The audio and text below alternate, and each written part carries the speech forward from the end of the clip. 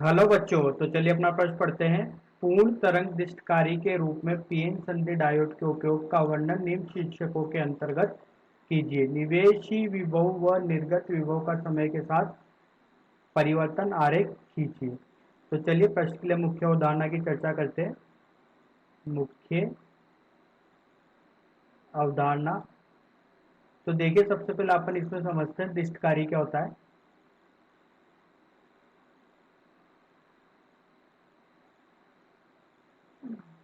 दृष्टिकारी दृष्टिकारी देखिए क्या होता है यहाँ पर अपन का जो प्रत्यावर्ती धारा या विभवांतर स्रोत होता है, इसको परिवर्तित करता है दिष्ट धारा या विभवांतर स्रोत में। ठीक है। अब यहां पर अगर अपन पीएन संधि डायोड की बात करें तो पीएन संधि डायोड क्या होता है।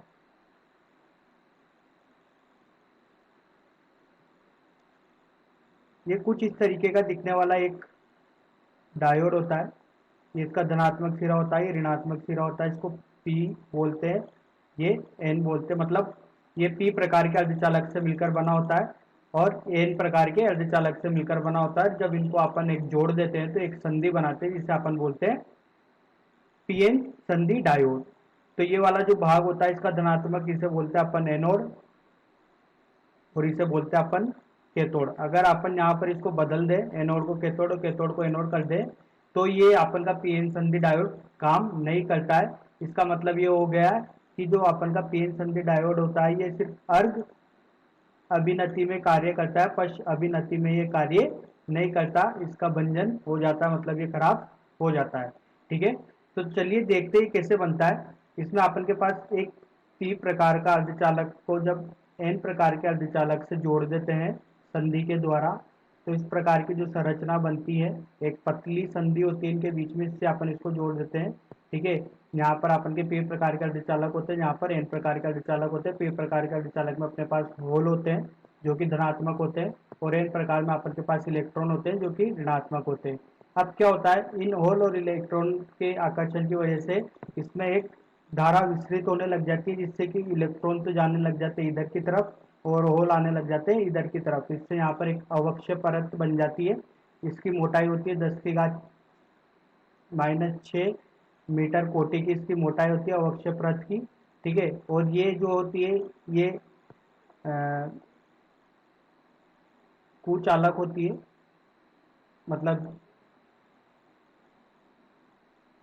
इसमें इलेक्ट्रॉन हो और होल्स मिल जाते हैं। ठीक है। इस तरीके से यहाँ पर इलेक्ट्रॉन्स और होल मिल जाते हैं। ठीक है।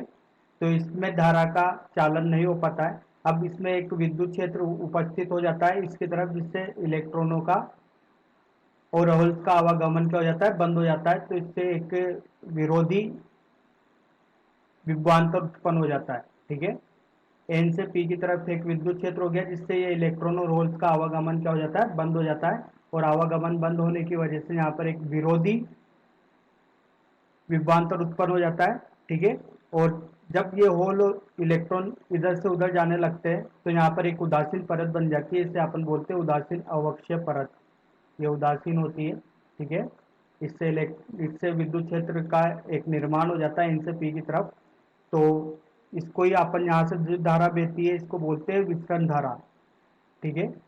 अब जैसे ही विद्युत क्षेत्र यहाँ पर लगा तो ये इलेक्ट्रॉन और होल्स का आवागमन बंद हो जाता है। तो यहाँ पर एक विरोधी विभवांतर उत्पन्न हो जाता है, जिससे कि इलेक्ट्रॉन और होल्स आगे नहीं जा सके जब यहाँ पर विद्युत क्षेत्र उत्पन्न हो चुका हो।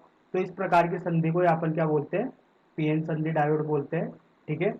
तो चलिए अपन को यहाँ पर बताना है निवेशी और निर्गत विभव का समय के साथ आरेख। तो यहाँ पर अपन को एक पूर्ण तरंग दृष्टिकारी दिया गया है, जिसमें अपन ने यहाँ पर दो डायोड लगाए गए हैं इस तरीके से, और इसको अपन ने ट्रांसफॉर्मर से जोड़ दिया गया है। अब देखिए यहाँ पर क्या होता है, प्रारंभ में अपन का जो निर्गत निवेशी जो विभव होता है अपन का, वो निवेशी विभव प्रत्यावर्ती होता है। मतलब एक समय में जो है वो धनात्मक होगा, दूसरे समय में ऋणात्मक और तीसरे समय में धनात्मक, कुछ इस तरीके से चलता है। ठीक है। ये इसका शिखर मान हो गया धन और ये ऋणात्मक हो गया। अब जैसे यहाँ पर अपन के पास एक चक्र की बात करेंगे, एक आधे चक्र की बात करेंगे, तो इसमें ये निवेशी विभव जो होगा ये होता है निवेशी विभव, ये धनात्मक होगा एक अर्ध चक्र के लिए। तो जब यहाँ पर अपन के पास धारा का प्रवाह होगा तो ये सिरा ऋण हो जाएगा, ये सिरा धन हो जाएगा। ठीक है, तो इस तरीके से यहाँ पर ये वाला सिरा धन हो गया और ये वाला सिरा ऋण हो गया। तो जो ये वाला डायोड है ये अग्र अभिनति में आ गया और ये वाला डायोड किस में आ गया, पश्च अभिनति में आ गया। ठीक है, ये पश्च में आ गया। तो ये जो पश्च अभिनति में आया है धारा का प्रवाह नहीं होने देगा, धारा का प्रवाह कहाँ पर होगा, सिर्फ अग्र अभिनति में होगा। तो अगर मान लो मैं यहाँ पर निर्गत विभव की बात करूँ तो निर्गत विभव में निवेशी के आधे विभव के लिए जो यहाँ पर निर्गत विभव मिला वो अपन को कैसा मिला, वो भी आधा ही मिला और वो भी धनात्मक। इस तरीके से। ठीक है, अब देखिए, अब ये जो आधा चक्र होगा अपन का ऋणात्मक वाला ये आएगा। ठीक है, जब ये आएगा तो इसके वजह से जो यहाँ पर ये वाला सिरा हो जाएगा धन हो जाएगा और ये ऋण हो जाएगा, तो यहाँ पर ये ऋण हो जाएगा और ये धन हो जाएगा। तो यहाँ पर ये ट्रांसफॉर्मर लग रहा है, ये अपन के प्रेरित विद्युत वाहक बल पे कार्य करता है। यहाँ पर अन्योन प्रेरण होगा, अन्योन प्रेरण की वजह से जो इसके सिरे होंगे वो विपरीत होंगे। तो ये वाला जो डायोड आएगा ये अब किस में आ जाएगा, ये पश्च अभिनति में आ जाएगा और ये वाला अग्र अभिनति में आ जाएगा। मतलब जो धारा बहेगी वो सिर्फ D2 वाले डायोड से बहेगी, इस वाले डायोड से धारा नहीं बहेगी। तो अब जो यहाँ पर अपन का निर्गत विभव होगा वो निर्गत विभव अपन को कुछ इस तरीके से मिलेगा, ये भी धनात्मक ही होगा। ठीक है, क्योंकि जो यहाँ पर अपने पास डायोड होता है, ये डिस्ककारी डायोड हमेशा इसको क्या करता है, डिस्क की तरह प्रवाहित करता है। इसका मतलब ये हो गया ये हमेशा इसको धन की ओर ही रखेगा, ऋण की ओर इसको रखने नहीं देता। ठीक है, तो यहाँ पर ये v के समय के साथ अपन ने यहाँ पर ग्राफ खींचा। अब देखिए, अगर अपन यहाँ पर इसको मिलाते हैं तो ये तो निवेश ही है। अगर निर्गत को अगर अपन दोनों चक्र को मिलाते हैं तो दोनों चक्र को मिलाने के बाद जो अपन का यहाँ पर ग्राफ बनेगा वीटी ग्राफ, वो कैसा होगा, अर्ध चक्र के लिए भी ये धनात्मक हुआ क्योंकि डिस्टकारी है और दूसरे चक्र के लिए भी ये धनात्मक हुआ। तो इस तरीके से अपन को यहाँ पर निर्गत के निवेशी के साथ साथ जो निर्गत विभव मिलता है कैसा मिलता है, धनात्मक विभव मिलता है अपन को। ठीक है, यहाँ पर अपन ने इसकी कार्य प्रणाली समझा दी है। आशा करता हूँ आपको समझ में आया होगा। धन्यवाद।